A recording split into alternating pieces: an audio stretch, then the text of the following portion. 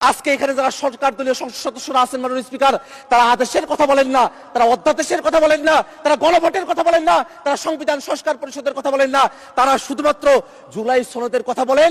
ওই জুলাই সনদ, যেই জুলাই সনদটা শুধুমাত্র তাদের পক্ষে জুলাই সনদ উইথ নোট অফ ডিসেন্ট। মাননীয় স্পিকার, একটা কথা এখানে স্মরণ করিয়ে দেওয়া প্রয়োজন। 17 অক্টোবর জুলাই সনদ এই সংসদ ভবনের বাইরে স্বাক্ষর করা হয়েছিল।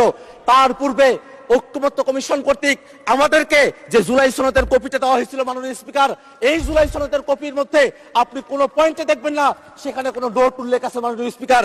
কিন্তু আমাদের সরকার দলের মাননীয় স্বরাষ্ট্রমন্ত্রী এবং মাননীয় আইনমন্ত্রী তারা বারংবার একটা নোটের কথা উল্লেখ করেন। সেই নোটটা হচ্ছে, অবশ্য কোন রাজনৈতিক দল বা জোট তাদের নির্বাচনী ইশতেহারে উল্লেখপূর্বক যদি জনগণের ম্যান্ডেট লাভ করে তাহলে তারা সেই মতো ব্যবস্থা গ্রহণ করতে পারবে। এই যে নোটের বিষয়বস্তুটি জুলাই সনদের মধ্যে অন্তর্ভুক্ত করা হয়েছে মাননীয় স্পিকার, এই বিষয় নিয়ে ঐক্যমত্য কমিশনে কোনো আলোচনা হয় নাই।